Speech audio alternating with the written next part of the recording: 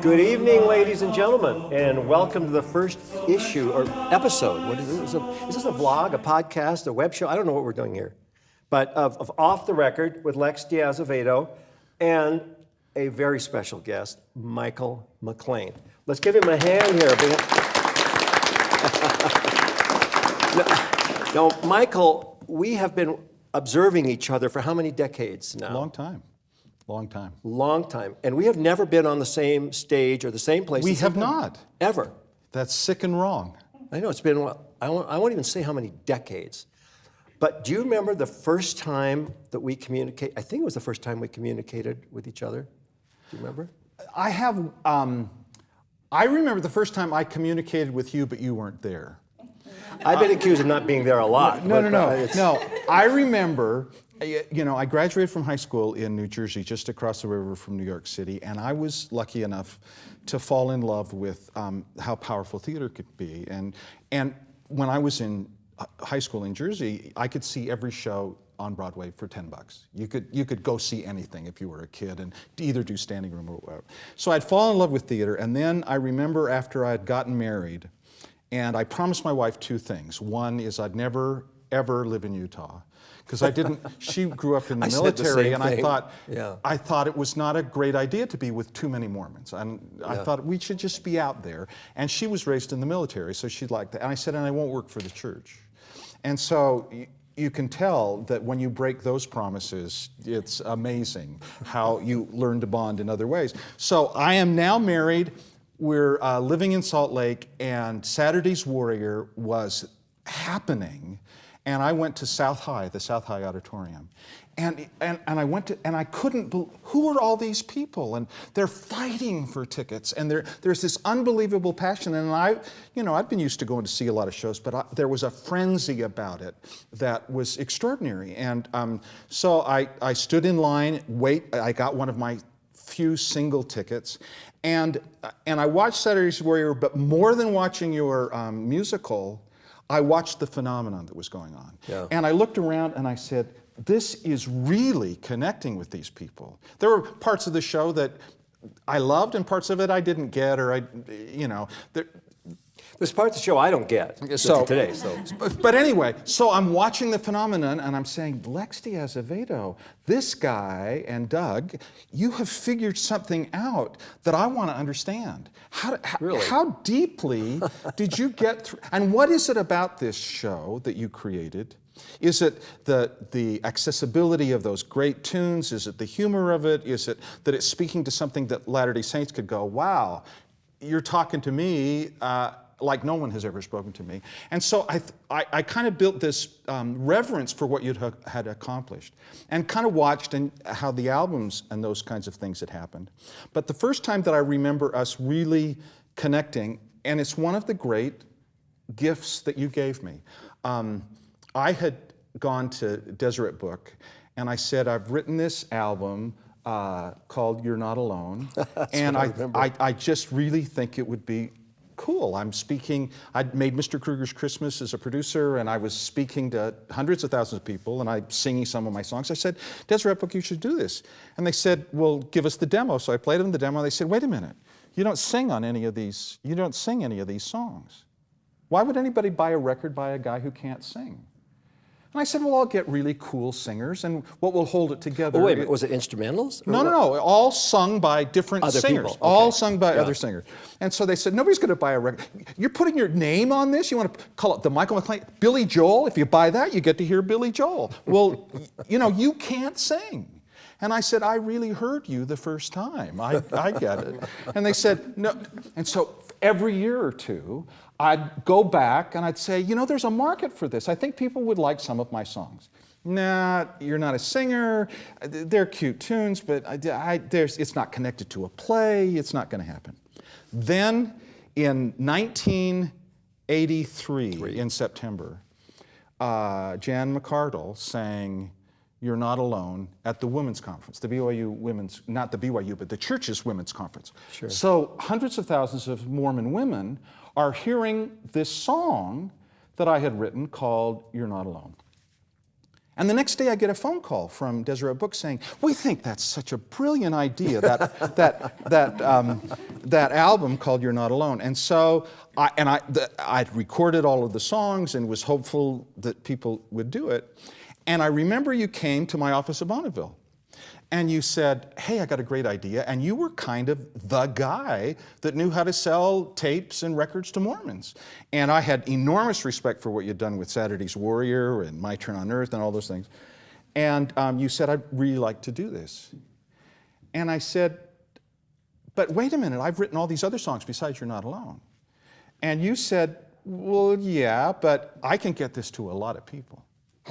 And I said, you probably can, and you had it. You were going to produce it so that it would, really speak. I was going to cover it. Yeah.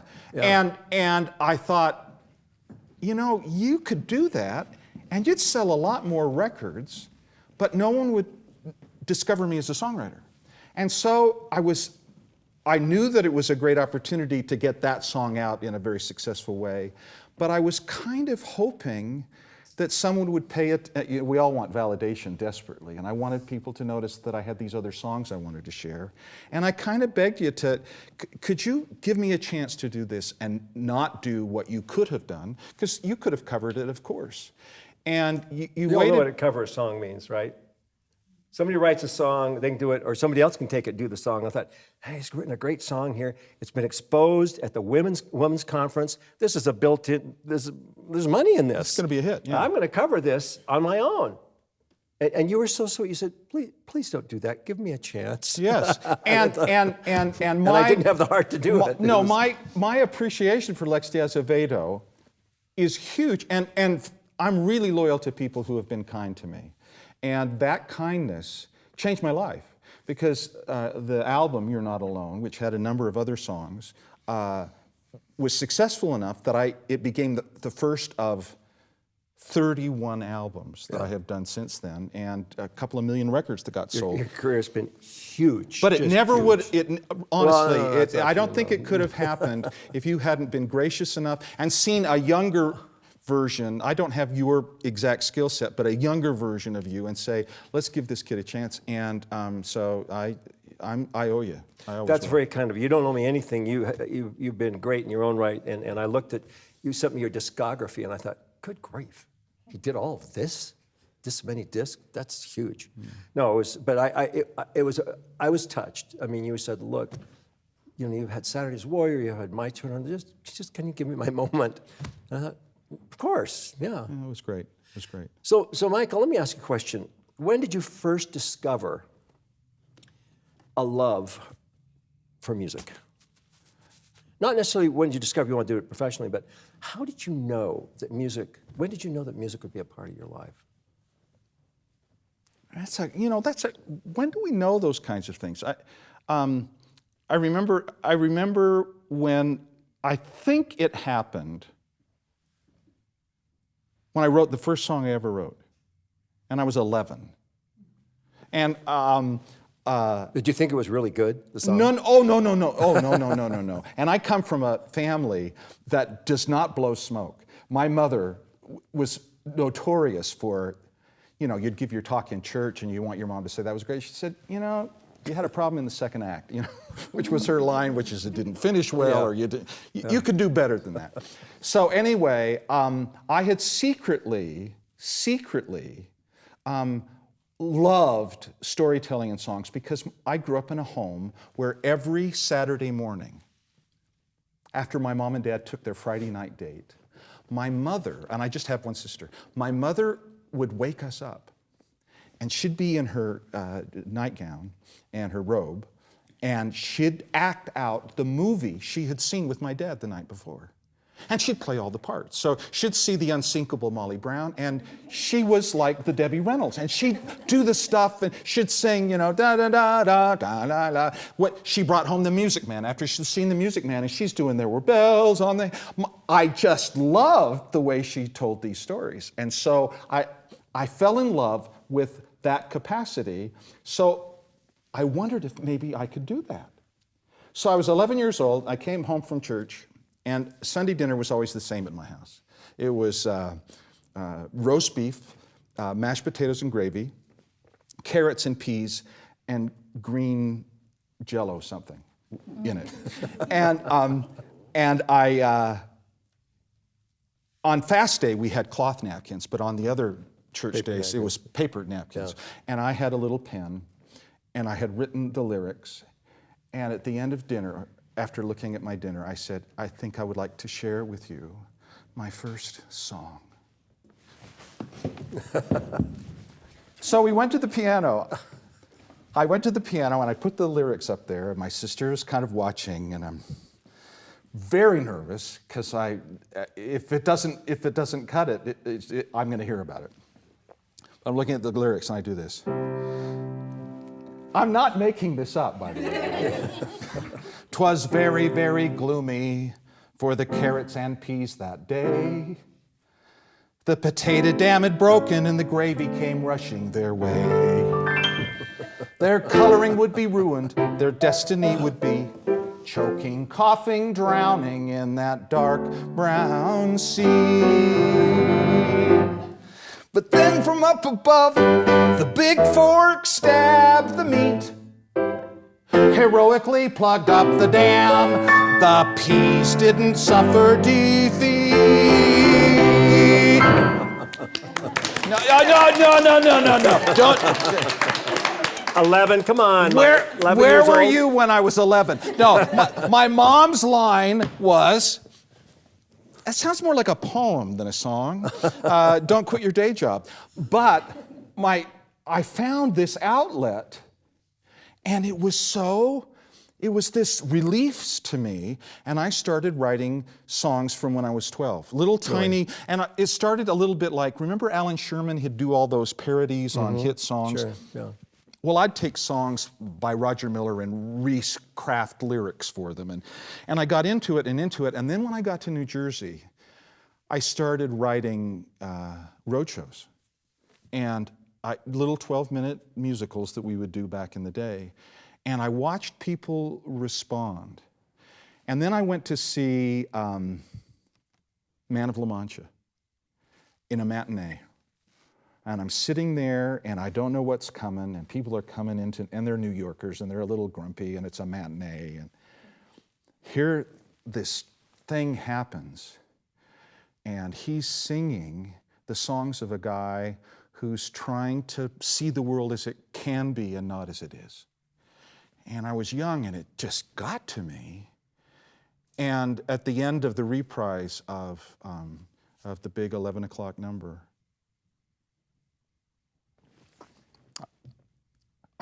something had happened to me. I thought, I can't look at anybody the same.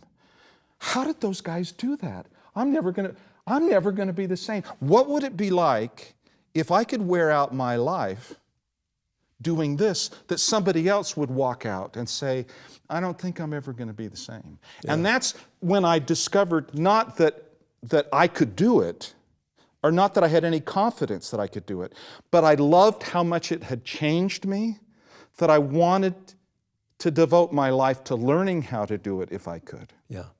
So that's where the life happened. That's wonderful. Before we go any farther, folks on Facebook that are watching this on Saturday's Warrior, the Motion Picture Facebook page, we'll be taking questions at the end, so save your questions. I see some flying in here now. Save your questions, and we'll get to them at the end. So Michael, at what point did you feel that you could maybe do this professionally? Because there's a big jump, you know. Do we follow our dreams, or do we play it safe? And I think anybody in this line of work in music or the arts, at some point, makes a leap. Yeah. Well, I thought that people who could really do this went to Juilliard. And I didn't have the chops to go to Juilliard. I couldn't get in there, and I thought, people who make a living doing music and writing, you know, they go to NYU or Juilliard. And I tried to go to Harvard, because all my buddies wanted to be in Ivy League schools. And I got waitlisted at Harvard, and I knew I wanted to be a Mormon missionary, and so I thought maybe I should be around some Mormons, because there were no Mormons in my high school really, and I didn't know very many Mormons, and I thought before I go on a mission, I should be around some Mormons, see if I like them. And so I went to BYU. And when I was there, I went as a psychology and business major. My dad was a business consultant and an author. And I thought, I'm going to secretly, not tell anybody, but I'm going to take a class in music theory. And maybe they'll, because what you desperately want is for somebody to validate you and say, you've got talent, kid. By golly, you can be somebody. You want them to light your candle, right? And so I took this class, and I had been pretty successful I'd graduated second in my class of 800, and I'd done a lot of things and had some awards. So I was used to having some success. So I'm going to take this class to see whether or not the big shot professor at BYU, the Lord's University, would be in tune with the Holy Spirit and know how to say, you're going to be really terrific. Well, I got a terrible grade. And when I asked him, so what do you think? What do you think? And this is not to be mean, but he said, well, Brother McLean, and you're in trouble when anyone says, Brother McLean. Yeah. Music doesn't have to be your vocation to be a wonderful avocation. They told me that too. So, there's no reason that you can't have music as a wonderful avocation. There's the word choir. There are road shows. And basically, I don't want you to have your heart broken because you don't seem to manifest the kind of chops it would take to really compete in this world. And I was hurt, but I thought, well, he's a grown-up and he teaches and he's a success, and maybe I was just dreaming. So then I get called to go on a mission to South Africa, and I get to the language training center. You're dating yourself there. That's right, before it was the MTC. And this is kind of interesting because a couple of nights after I was there was a piano right next to where we bunked. It was in the old hall right there on 8th North and University, that Tudor building. That's where we were learning Afrikaans. And I would play little, not as well as you, but little etudes on the hymns to kind of unwind. After 2 nights of doing, 10 minutes before lights out, I'm just kind of trying to unwind. There's a note the next night. Dear elder who plays the piano at 10 to 10. I'll never forget this. He who putteth his hand to the plow and looks back is not fit for the kingdom. Quit your music and become a real missionary. And so I thought, whoa, ouch, that hurt. But I'm 19 and I'm trying to be the obedient kid. And I'd heard from, BYU, there's always the word choir, and quit your music and be a real grown-up missionary and don't do this. So I go to South Africa. 6 weeks after I'm there, they create a band. And the mission president says, South Africans hate Mormons. We got to get people to quit hating Mormons. And my buddy, the president said, in England is doing this kind of a family band thing up there with home evening. You have been called with 3 other elders, Roger Hoffman, who wrote Consider the Lilies of the Field, Bill Evans, whose dad was the Evans Brothers Quartet. And Bill Evans is a lawyer. And lawyer. My lawyer. Yeah. And Paul Nichols, who was a Jewish convert to the church, who was a cross between, this will date me, obviously, but was a cross between Tom, Delilah,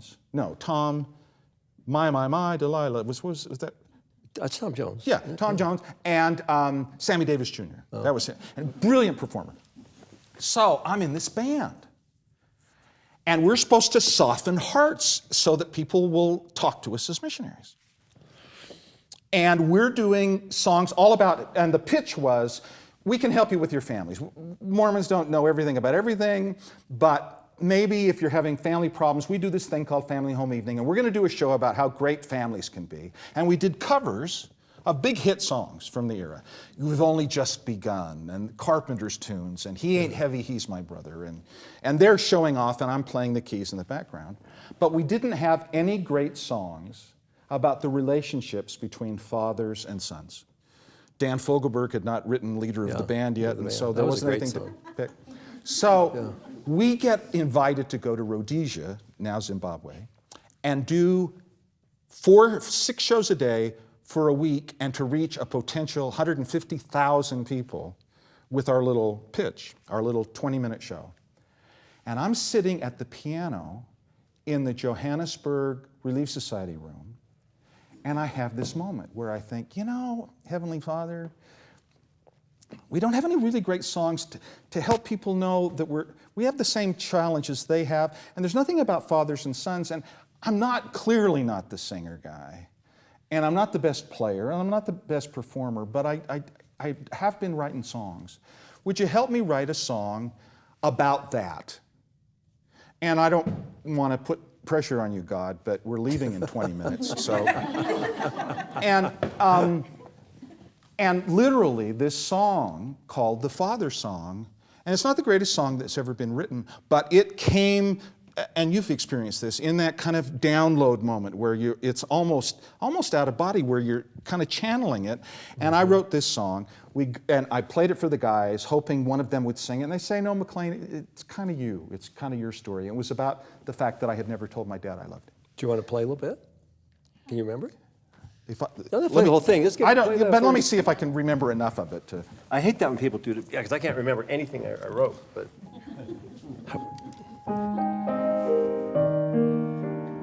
Major sevenths, it was in there the 70s. You go. I'm looking for questions. I'd like to dedicate this song to the greatest guy I ever knew.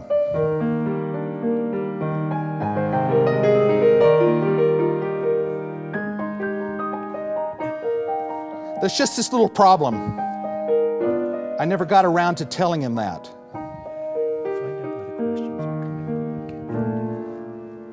Why didn't I remember to say goodbye, I love you, and have a happy day today? And thanks again for trying to be my friend, because I couldn't make it any other way. But you just don't say those kinds of things to your dad in the morning. It's past the salt, Dad, I'm late, I gotta go.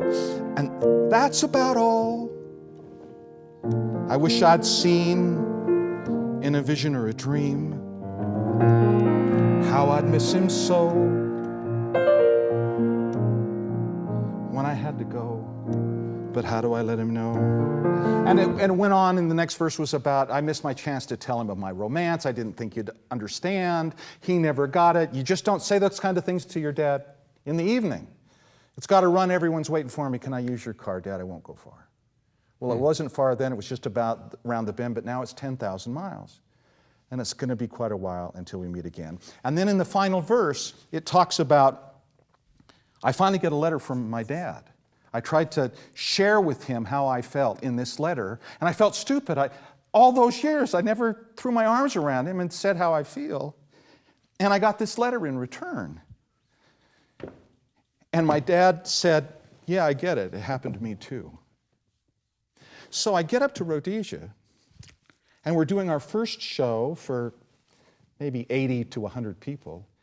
And it's my turn, and I do this song.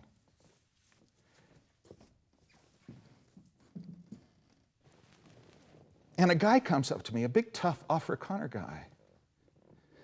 And he saw that I had a badge on, but it didn't stop him from talking to me. He said, hey, kid, can I talk to you for a minute? I said, sure. He said, man, you just cut into my heart with that song. I went through that with my dad. Could we talk for a minute? And suddenly, it wasn't, here comes the ambassador of the kingdom of God to fix you and make you be like me. Here was a guy who said, I feel safe talking to you about life. You opened up a part of yourself, and I'm connecting. And suddenly, it wasn't voice of truth. It was a couple of guys trying to figure out how to love each other better. And it changed my life. But it happened because I could sing something to someone that I couldn't say to them. I could sing things to them. I could reveal things to them. I could connect with people through this song experience, and it changed everything. I thought, wow, maybe with some help, and maybe if I'm if my motives are right, and maybe if I'm willing to pay the price to learn the craft, maybe I could do this. And that was a transitional moment. How many songs have you written in your life? Oh, you know, I think I might have mentioned this to you. When I got home, I thought, if I'm going to do this, I better learn how. So I wrote a song every day but Sunday for a year. And it had to at least have a verse and a chorus before I would go to sleep. And there were some really awful songs. I mean, just terrible songs. And one week it would be, I'm listening to country songs, I write country songs. Do you like when you write a song, do you like your songs? I mean, you happy with them when you write them, or you always wish it could have been better, or what do you think? When this thing happens, and you talked about this a little earlier when we were chatting, when you know you got it right, when you know I told this story the best I'm able to tell it at this point in my career. Mm-hmm. I've said something that I think is universal and personal and unique, and at the moment that it makes me cry, or that at the moment it makes me tingle, or whatever it is that is that feeling, I never thought that I was ever writing them for me. I thought, well, I had a patriarchal blessing that said, you have this gift, and your gift is to help other people and use your gift to bless lives. So my whole career, I thought, I need to learn how to do this so that I could write that song that you needed. I could write You're Not Alone so my dear friend who was going through a horrible divorce would not feel alone. I thought, well, it doesn't matter whether I like it. It matters whether it's connecting and helping somebody else. I didn't realize until a few months ago that they were all for me. I didn't know. I wrote songs that I was convinced was about something completely different. Mm-hmm. And then I found out, oh no, God was trying to get through to me. My son Jeff, who's just such a terrific singer, we got invited to go sing at the Love Loud thing with Imagine Dragons. Uh-huh. And I'm thinking, wow. And Jeff is gay, and he's a fantastic singer. And we've been kind of working through our situation, and Steve Young and his wife Barb called up and said, Dan Reynolds is doing this thing to reach out to the LGBT community, and you're not one of the big acts like Neon Trees or Imagine Dragons, and they're going to anchor this, but would you come and talk a little bit about your story? And I said, I don't think my talking about my story and my gay son and how we're trying to figure this out, I don't think that's going to connect with anybody. But if Jeff would sing with me, that would be the message. Yeah. So we planned this, and he was kind enough and sweet enough to sing this with me. And I think this is really important. I had written this song before my son had come out, and I thought this was about people who were refugees. We had a neighbor that went through a horrible tragedy, and it was right during the Kosovo refugee crisis.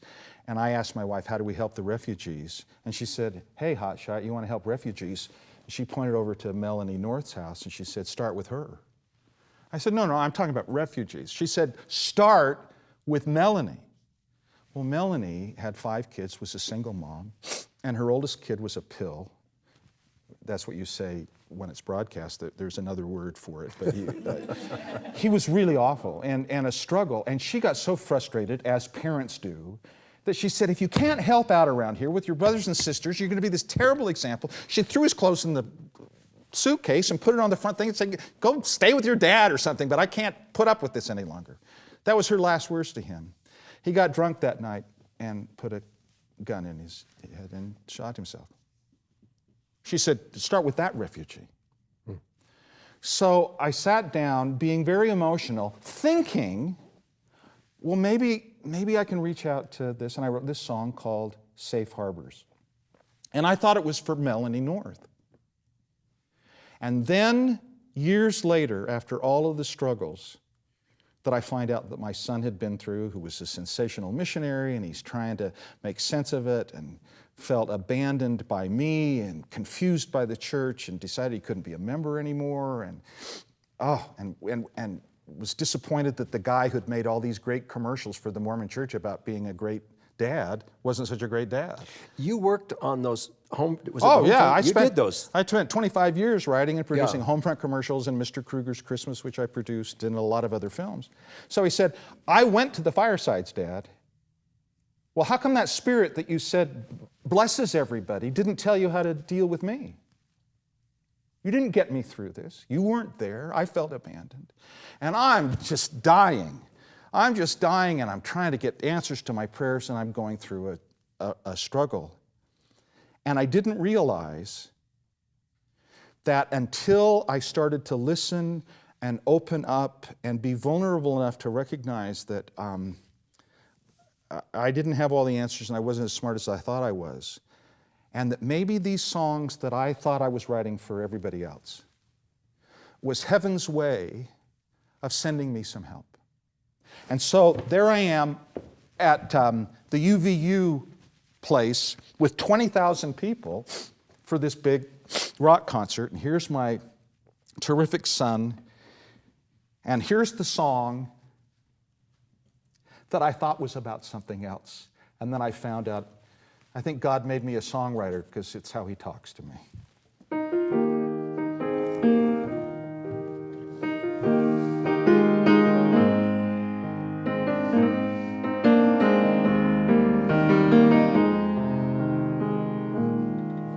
There are refugees among us that are not from foreign shores, and the battles they've been waging are from very private wars.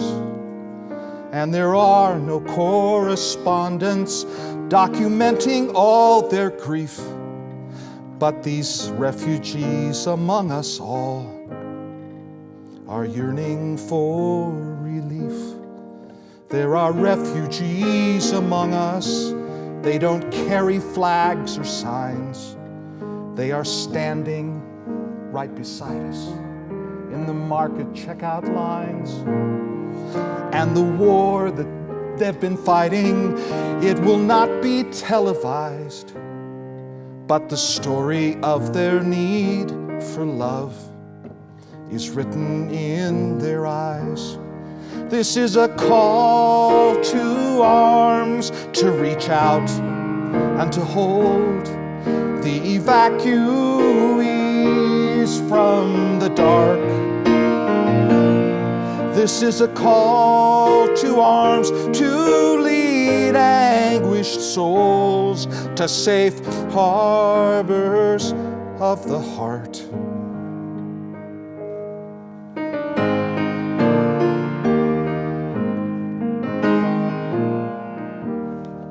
Can you see through their disguises? Can you hear what words won't tell? Some are losing faith in heaven because their life's a living hell. Is there anyone to help those who have nowhere else to flee?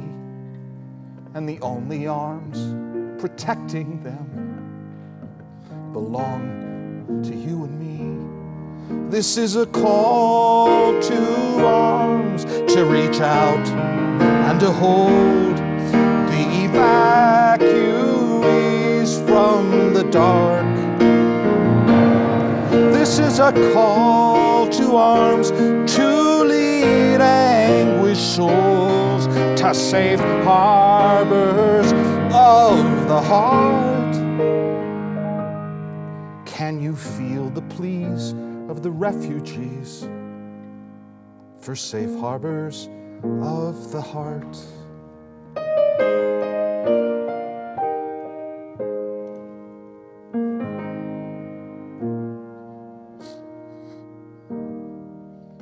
And it was at that moment. Thank you.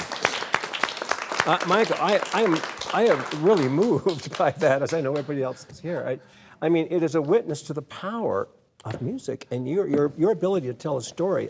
I stand in awe of how you put that together, the music and the words. I've never been able to do that. But that was very, very moving. And for me, the gift of it was, I started to revisit the songs of my whole career. I'd just come out of a 9-year-long faith crisis that was devastating to me, and just trying to hang on by my fingernails and to carry on when things didn't work out as I had hoped. And to make the discovery that in a language that I understood, I'd get these songs to help me get through. And I went through 30 albums worth of songs. Those are just the ones that got recorded, not the hundreds of other crummy songs that never made the cut. And I recognized, oh my heavens, I didn't know that I knew anything about that.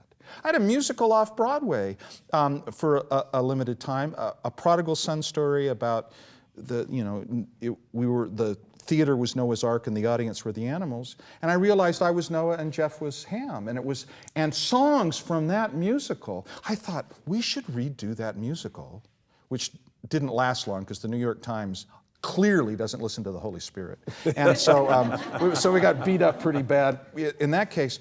But what would have happened to Noah if Ham comes on board the ark with his partner? Whoa! And suddenly it starts raining. And the very same, and I went through this with Jeff, and we have these little kind of morning devotionals since he's been home for a while.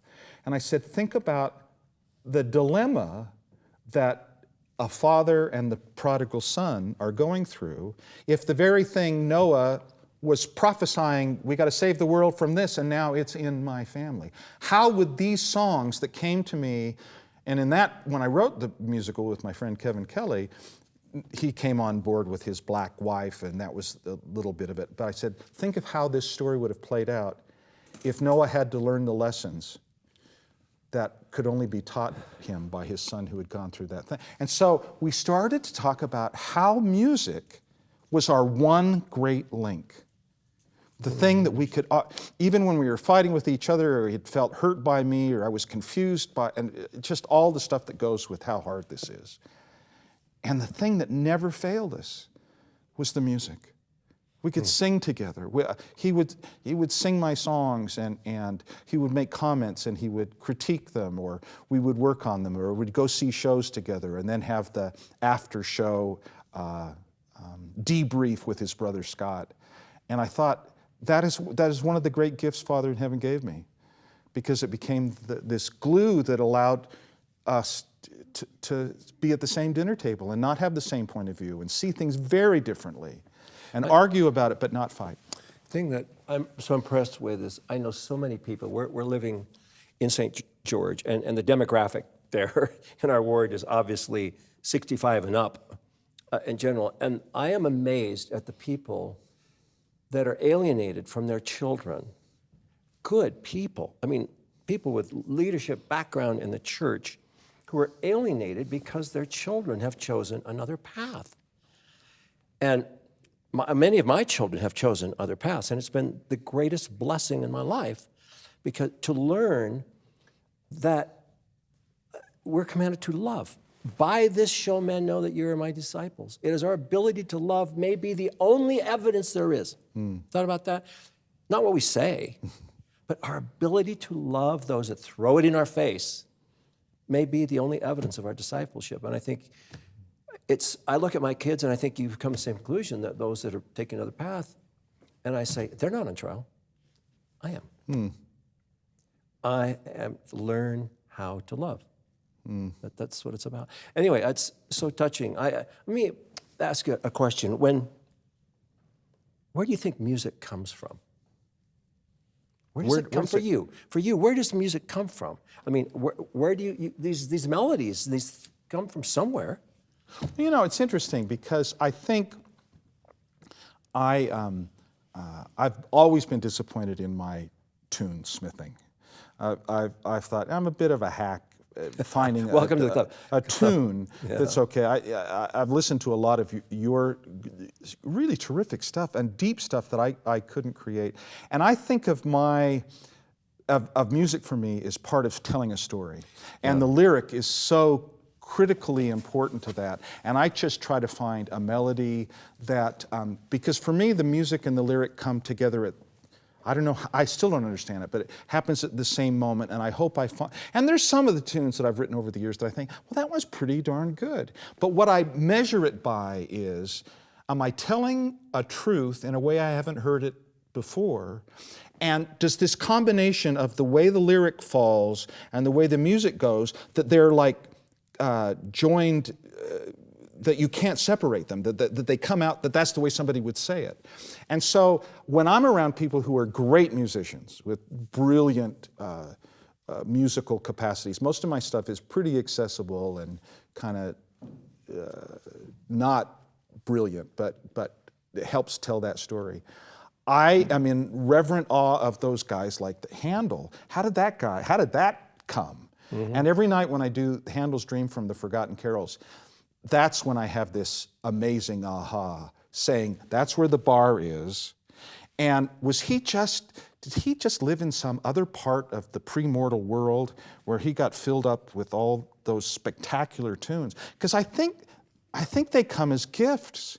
They come as gifts. In Handel's case, it was the air he breathed and the water he drank. So he was writing, that was in his environment, that's what he did.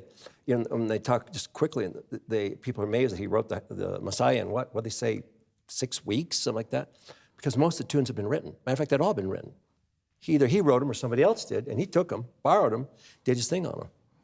But anyway, I look at Handel and I look at Bach, I can't do that. But that's the air they breathed. Yeah. And for them, it What do you think? Where do you think it comes from?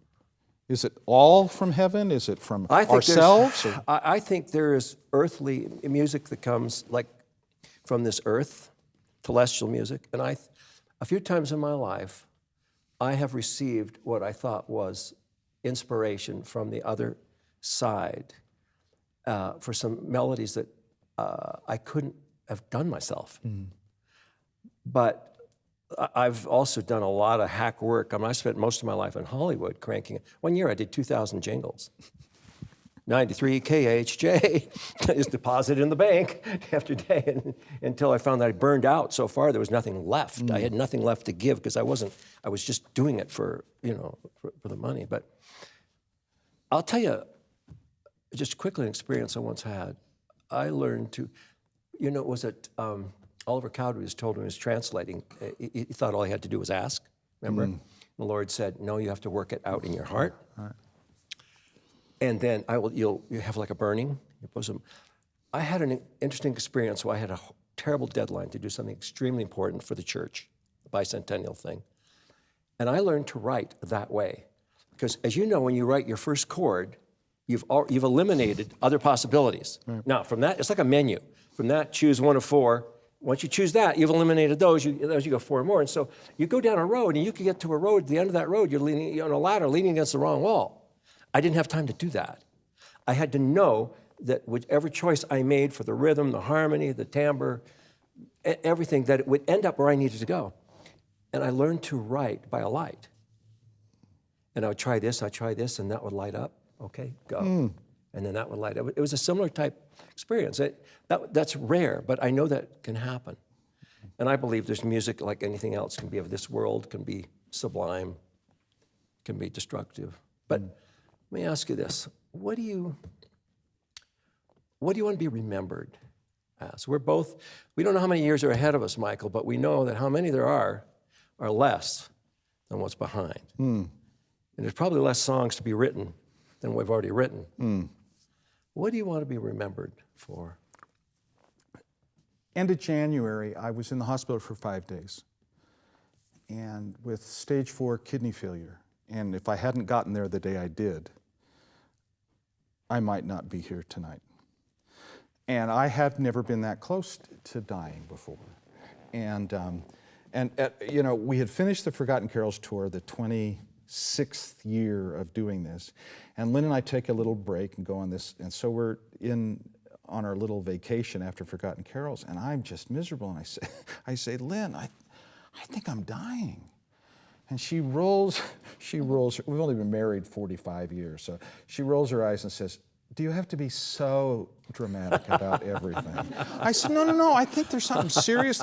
So we get back from Mexico, and turns out I have a 220 over 118 blood pressure, and my creatinine level is, they're going to take a kidney or put me on dialysis, and there's 11 other things that are really wrong with me, and I was, in fact, dying. And it turns out that it wasn't just diabetes, and I was dying of stupid because apparently I'd been taking the wrong medications. I thought that's going to be great on my tombstone. He died of a bad case of stupid, and that's why he's gone. I think most of us die of a bad case of stupid. They say we dig our graves with our teeth. How stupid is that? But the reason I bring that up is I suddenly thought, well, if I don't want to go, what do you want me to do if I'm going to stay? Because what happens, unfortunately, when you're a songwriter, a freelance musician, you don't have a company that's backing you, is you don't turn down work. You do as many gigs as you can, and you try to optimize it and try to make a difference. And I thought, so if I have some time left, and if my kidneys can heal, and I'm going to be around a little while longer, what should I do? And should I do it motivated by the legacy I would leave so that my ego could say, I was remembered because I did this? Or can I get out of that? I want to get to a place where whatever it is that I want to be remembered by is out of the equation. That my motivation and my preoccupation is not, love me, love me, love me. Please, please, please, please, please, please, please. Come on. Love me, love me, love me, love me, love me. Come on, come on. Do you like my song? Love me, love me, love me. Could you clap just a little loud? You want to stand up? I love it when you stand up and clap. We want so desperately for somebody else to say, what you did mattered, and we pat ourselves on the back and say, we're great. And now I'm thinking, what should I do before I die? And will I be doing it in hopes that I will fulfill my legacy, that people will say, I remembered him as, because I want to be remembered by my grandkids as the best, they call me Tapa, to be like the greatest Tapa that ever was. And I want to be remembered by my kids as my dad never left the room, no matter how hard we were fighting or what we went through. My dad stayed in the room. And he said he was sorry and he tried to do better. I hope within our close family I'm remembered in that way. But in terms of my career, I used to think it was about getting a great resume and making a movie seen by more people than the last one, or getting Forgotten Carols made into a movie with some big star. And now, since my near death of stupid experience, now what I want to do is I want to be remembered as the guy who quit trying to figure out how to be remembered. That's good. I want to be the guy who just is. I want to have the moment, this moment, meeting Kim's friend and Amanda from Layton and talking about things. I want the magicalness of this moment to be such a treasure for us. One of the challenges in our culture is we live in a church of, we promise this is what's going to happen in the eternities. Do all these really good things, and here's what celestial joy is going to be like. Well, I don't want to wait. I want to say, I got to spend an hour with my friend Lex de Azevedo, who blessed my life, and I got a chance to say out loud how much I respect and appreciate him. And this, for me, whatever may be promised in the next world, is not as important as this moment now. The fact that when I go home, my son Jeff and I are going to be able to see how the chicks we've ordered, because we've built a new chicken coop on our little farm. The fact that we're going to talk about how the chickens are doing and whether or not the beehive is going to deliver very much honey. And then we're going to sit down and watch some episodes from PBS. Whatever may be promised in the eternities, I don't need that. I mean, it'll be great. But what's great is now. I want to live my life and live the gospel for now. Not for, I'll just work really hard so maybe you'll love me, God, and give me a great mansion on high. No, I want to feel the Spirit, so when I see my friend Emily and I give her a big squeeze, I have this moment of thinking, I'm so glad I came to earth when Emily Pearson was here, because I just love her. Loved her for a long time, and I think she's great. And I got to have this moment seeing her again. I don't want to have this night be missed because I'm preoccupied with how am I going to do after I'm dead? Does that make sense? Totally, I love it. God bless you, Michael. So let's change the mood here. We're gonna, for those that have tuned in on Facebook, this is, what is this? Oh yes, Off the Record with Lex de Azevedo, special guest Michael McLean. And we're gonna take some questions. And you guys in the audience, if you have some questions, we'll take those too. But before we do that, while you're thinking of the questions you wanna ask, Michael, play us a little bit of what you think is the best song you ever wrote and of the worst song you ever wrote. You don't have to play the whole thing. I'll play whatever you want. Okay. And while that, people can be thinking what I they're have going to ask. set this up. I have to set this up. There was a time in Mormondom when I was like the hot guy. I was selling lots of records. I was booked out 3 years in advance doing 2 or 3 firesides all over the country. I was the guy.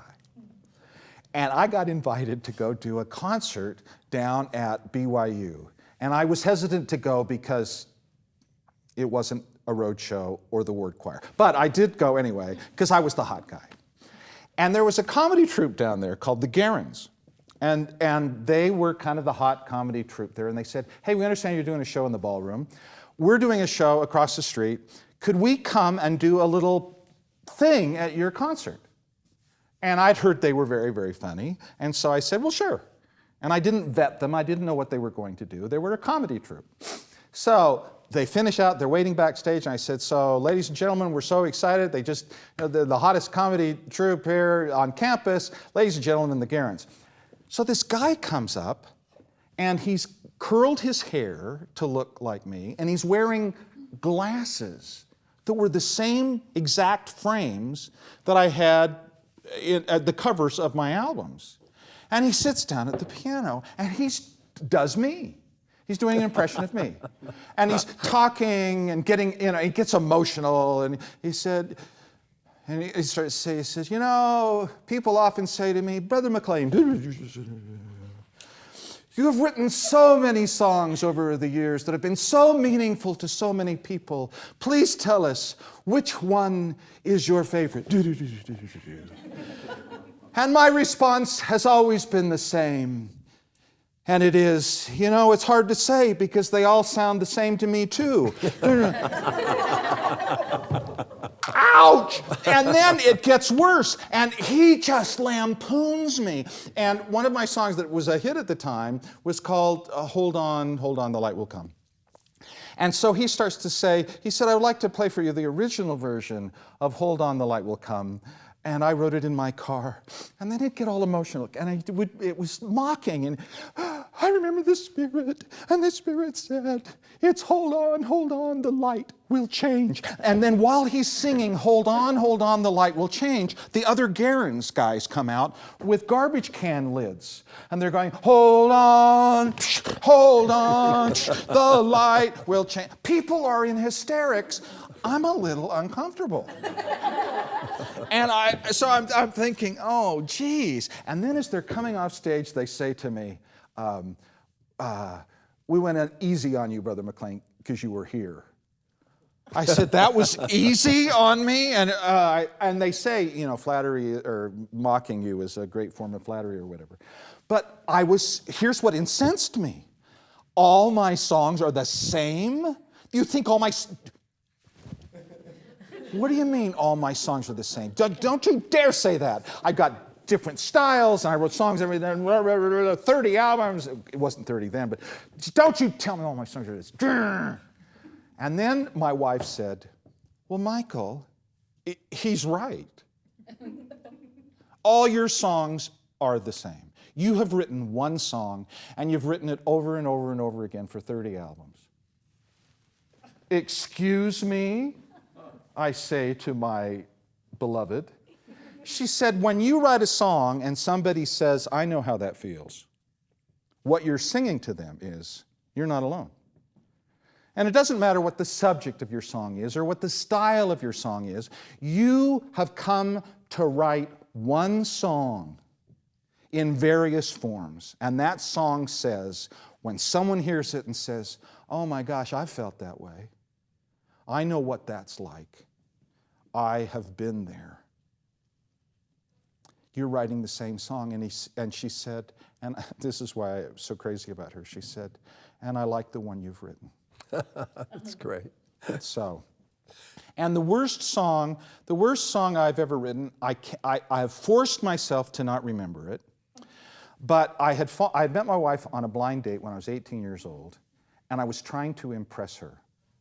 And so, and her name's Lynn, and I wrote her the worst song, not just that I've ever written, the worst song that has ever been written. And it was called Lynn. Terrible song, and I'll sing you just a little bit of it. But it had her name in it 11 times. And it is so embarrassing that I can only do like 4 bars, but it went, Lynn, how can I begin to ever sing the song that... Lynn, how can I begin to ever sing the song that came along with you? Lynn, and then it had like 6 key changes, and I just kept singing Lynn over and over again. And it was just, and I tried to be Burt Bacharach, and it was terrible. It was just a terrible song. And I played it for her in the basement of the Harris Fine Arts Center, and she said, "What are you studying?" And I said, I'm studying business and psychology. She said, "You're not a businessman. You're an artist." Hubba, hubba, hubba. I was in love. So it was years later, I took the melody of Lynn, How Can I Begin, and I rewrote it. And it became this.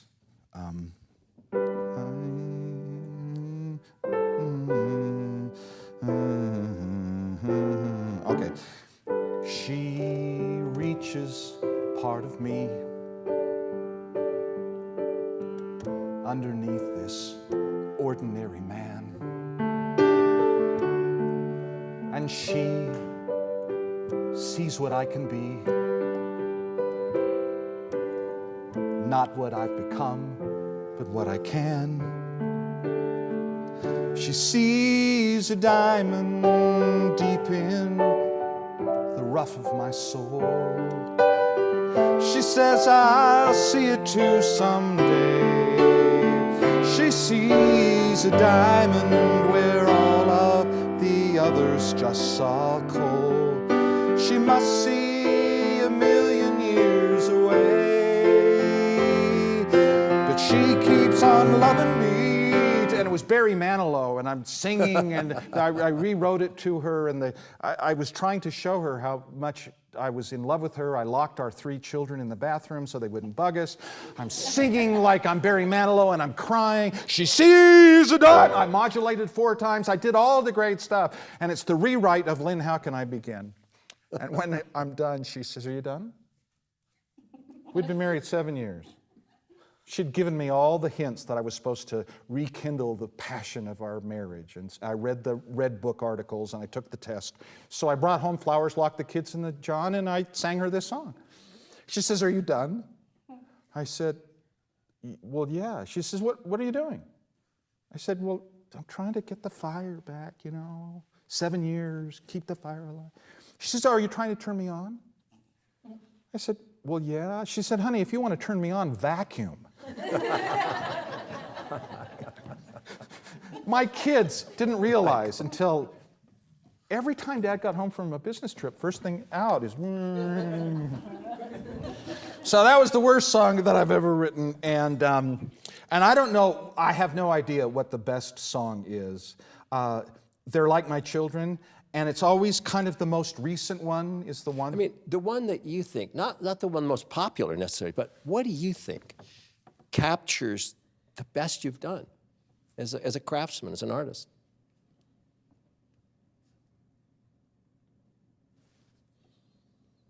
Gosh, the best. I don't... Okay. This, for me, may be the best I could do, because every songwriter wants to be Billy Joel or Paul McCartney.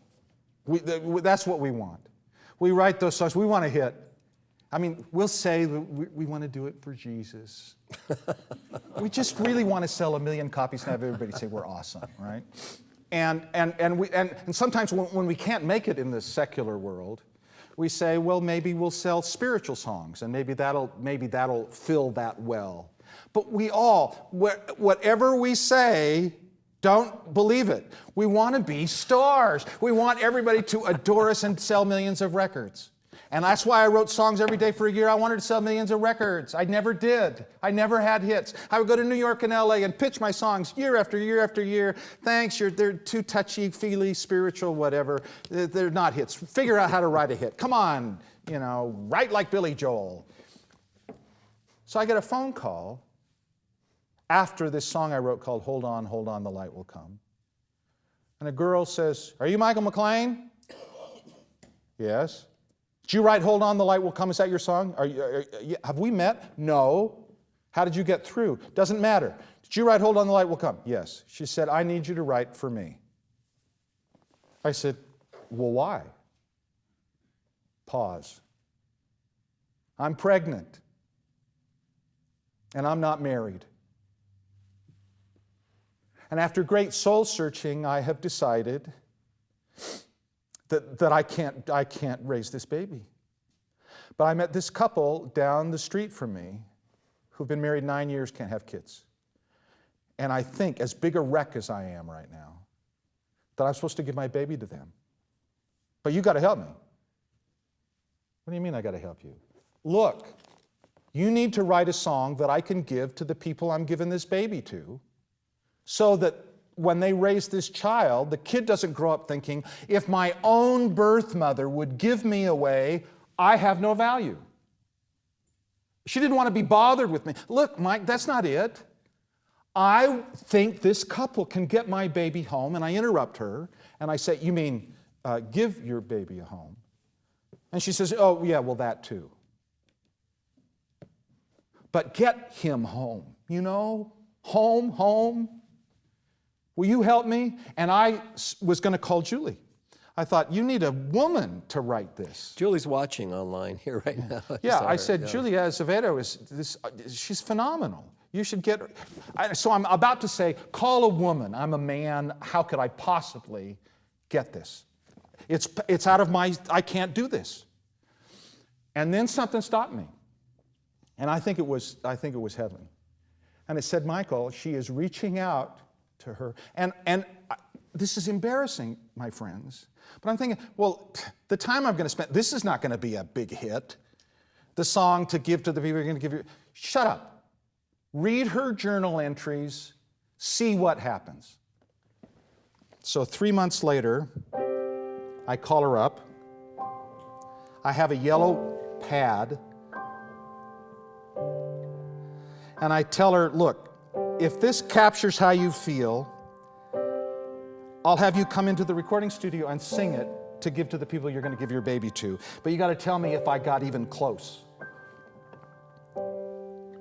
And then I sang this, phone in my crook of my neck. With so many wrong decisions in my past, I'm not quite sure if I can ever hope to trust my judgment anymore. But lately I've been thinking, 'cause it's all I've had to do, and in my heart I feel that I should give this child to you. And maybe you can tell your baby, when you love him so, he was loved before, by someone who delivered your son from God's arms to my arms, to yours. Now if you choose to tell him, or if he wants to know how the one who gave him life could bear to let him go, just tell him there were sleepless nights I prayed and paced the floor, and knew the only peace I'd find is if this child was yours. And maybe you can tell your baby, when you love him so, he was loved before by someone who delivered your son from God's arms to my arms to yours. Now I know you don't have to do this, but could you kiss him once for me? First time he ties his shoes or falls and skins his knee. And could you hold him twice as long when he makes his mistakes? And you tell him he's not alone. Sometimes that's all it takes. I know how much he's gonna ache. Well, this may not be the answer for another girl like me. And I'm not on a soapbox saying how we all should be. I'm just trusting in my feelings, and I'm trusting God above, and I'm trusting you can give this baby both his mother's love. And maybe you can tell your baby when you love him so that he was loved before by someone who delivered your precious one from God's arms to my arms to yours. So there was this long pause on the other end of the phone. And she said, well, that's it. And I didn't know. She said, how could you have known this? How did you know? That's what's in my heart. And the reason that song means so much to me, Lex, is because there's no way I could have understood that the way the song reflected it. It was out of my... I read her journal entries. I thought about it. I thought I'd learned a lot about the craft. She came in 5 days after she'd given birth to her baby and had a Polaroid picture, and she sang to it. She wasn't a professional, and I thought it was a one-off. I thought it was the only time that the song would ever be heard. And she was just extraordinary, and what love, and she taught me something about, the girl who gets pregnant and isn't married, and your default position as a judgmental Mormon guy is, oh, she must not have listened too good in church. And now she's teaching me the essence of what love is and what Christ would have us do, to think of someone more than incredible. So a month later, and I think that's it. I'm not Billy Joel. That's not ever going to happen. And that certainly is not leading me down my path to career songwriting hipness. And I'm in Roosevelt, Utah. And I'm doing a show because I was the hot guy at the time. And I decided to tell this story, and I sang that song. 1,000 kids. Saturday. Monday, I got a call from a guidance counselor at the high school in Roosevelt saying, what did you do on Saturday? I said, what are you talking about? 7 girls came in this morning who are pregnant and haven't told anybody yet. And they're thinking, after hearing your song, that maybe they need to consider adoption. And so I thought, well, maybe this is connecting. Maybe I should get a professional singer and put it on a record. And so I did, and I got to know a lot of people in that world. 8 years later, I'm in Toronto, Canada, directing a commercial for a water heater company. They wanted people to cry over their water heaters, so they called me to direct this film. And so the gal that drives me back and forth to the set, she happens to mention, 26 years old, happens to mention she's adopted. I said, that's interesting. Years ago, I wrote a song about adoption called From God's Arms to My Arms to Yours.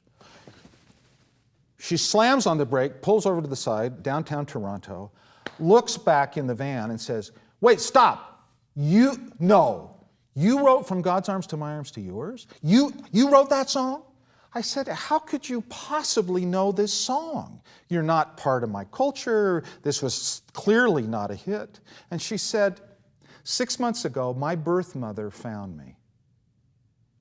And adoptions weren't as open then as they are now. But she found me and said, I've been worried for 26 years you didn't know why I did what I did. And she handed me a cassette. And I didn't know who had written this song because it was a copy of a copy of a... Songwriters love hearing this. A copy of a copy of a copy. So she said, so I put it in, and she said, I listen to your song every day for the last 6 months, and it has connected me to my birth mother.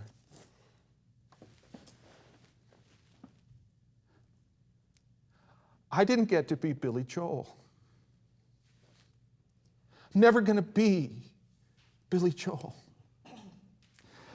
But I got to do this thing that if I hadn't done it, I'd have missed this opportunity to fill the measure of my creation, whatever it might be. And so what I think matters is that we do that thing we feel we're supposed to do, even though it doesn't help us get to the place we think we want to be. We think we want to be rock stars, or we think we want to be a big to-do, or we want to be lauded by millions of people and be rich as can be. But I got to go to Toronto, Canada, and have her say, I listened to your copy of a copy of a copy, and it's brought me close to my mother. So now when I write new songs, and when I think of new ideas and new scripts, I do it saying what might be something that only I would do. It may not get that other thing to happen, but it's doing that. So anyway. Wow, thank you, Michael. What is interesting, I've been asking for questions, and we're not getting questions, we're just getting hearts flowing all over the screen. You know, you guys have seen that on Facebook. Just hearts and no questions. It's just, wow, it's just that people love you. They love your songs. Thank you. So nice. Julie wrote in, I love the song From God's Arms to My Arms to Yours. So glad you're not, this is Marilyn Hilton, so glad you're not Billy Joel. You've done so much good with your touchy-feely music. Matt Lovell, thank you. I'm so grateful for both of you, man. You've been a silent partner in my life's journey. And it just goes on and on. I love You're Not Alone. My mom loved the Diamond in the Rough song. Is that, Juicy as a diamond, yeah. Yeah. So anyway, this may be a good place to end. I don't know if anybody here had any questions. Yeah, Bill? Do you have a favorite key that you like to compose in? I don't know if you heard that. A key? The question was if you have a favorite key you like to compose in. First of all, tell me why you asked that question. I love that question, but why? What makes you think that? Well, just listening to The Greatest Showman and that song, Never Enough, that's written in the key of A flat, and it's just a beautiful key. Yeah, I just wondered if you had a favorite. I think they wrote it in that key because of who sang it. And what happens for me is, because I'm not a great singer, sometimes if I were to play demos of these tunes that I've had great singers sing, and you would have heard me try to, because whatever key I start out in, I just stay in that key. I've written songs in every key that there is, and it isn't that I plan it in advance. I just think, well, this is convenient, or can I hit that note, or whatever. And then after I get it written, then I transpose it into a key that I could sing it in. I find, though, interesting that I keep coming back to often to E flat, F, G, C, and B flat.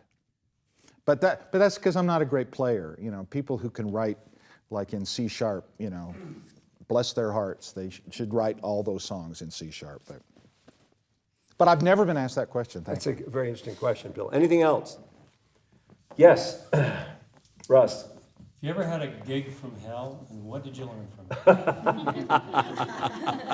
Everybody's had a gig Everybody's from hell. had At least one. No, but I think it's funny that you would say one. You know, I have a I didn't say one. I have a great friend named John Batdorf, and we write songs together just because we can't help ourselves. And John's kind of a legendary studio singer out of LA.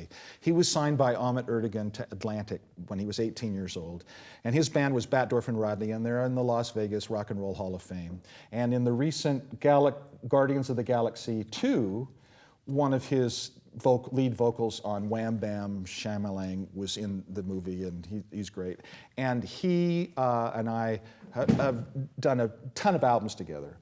But he's not a Mormon guy, but I've asked him to come and sing with me at gigs that he calls, McLean gigs, Mormon gigs.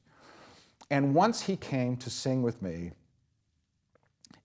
oh, this is hilarious. He came to sing with me, and he's got such a great voice, but it's such a rock voice.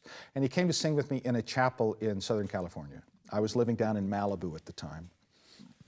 So here's this gig, so to speak, and he's got his guitar, and I'm playing guitar with him, and we call ourselves the Self-Righteous Brothers. And so, so we're doing this thing, and he cannot sing. I mean, he sang with Adele on the Oscars a few years ago. I mean, this guy just got this incredible voice, and he can't pull back. It just comes out. And he's singing his heart out on this song, and it was like, Hold On, the Light Will Come, or Who Will Be the Real Hero, in this concert we were doing for Mormons in a chapel. And he finishes the last note, and it's silence. It's Mormons, not, I mean, we're not Baptists, right? It's Mormons in a chapel, and it's silence. And John looks at me like, what did I do? And I said, it's the ultimate compliment. And he said, what? So we did this whole thing. And for him, he said, I know we were in a church, but McLean, that was a gig from hell. That was just impossible for me to do that. And then of course afterwards everybody says, so have you had the discussions? Have you read the Book of Mormon? When are you going to join the church? And so he said, so I'm going to get even with you, McLean. And I said, what are you going to do, John? He said, I'm bringing you to one of my gigs. And when you walk off the stage, people are going to say, how come you haven't ever had a beer? What's wrong with you? You want to smoke? Come on, what's wrong? He says, we'll be even. So. Michael, thank you. I'm just, the comments here are just beautiful. I mean, everyone has been touched by your music. They love you, and I think the most wonderful thing you said today is what you want to be remembered by. You want to live this moment and let the future be what it'll be. I want this to be the sweetest thing ever. If God takes me now, I said, I got to have this moment with you. And it was only us. The great thing about doing this as opposed to, and I've been lucky enough to make films and have that be a part of my career, but we're the only people that have this. This is ours. This precious thing can never be duplicated. I mean, we can, and it's amazing through the internet that people can experience this, but we're all together right now. Greatest Showman, they did a great performance once and they push play and it's fabulous. But we got to have this moment, just us. This is just ours. And it makes me feel just so grateful and so bonded to those of you who will come and stay, and the energy that Lex and I feel that comes from you influences the way we write stuff and the way we perform stuff and the way we hug you afterwards. So thank you. Thank you, Michael. It's been wonderful. Let's get Michael a hand here. And may you have many, many more years of many, many more touchy-feely songs. The world needs touchy-feely songs. And no dialysis. That'll be great. That'll be Thank you, everybody. You've been watching Off the Record with special guest Michael McLean, and we'll be back. We don't have an exact date, but we're going to do this regularly with some very interesting people. Latter-day Saints in the arts. I have T.C. Christensen, the producer of 17 Miracles, and Stephen Sharp Nelson, the piano guys, Alex Boyer, and others. So thank you very much. Those of you online, you can watch this, or tell your friends, you can watch this on my YouTube channel. It's called the official Lex de Azevedo YouTube channel, and it'll be posted there. So thank you so much. Have a great night, everybody. Thank you, Michael.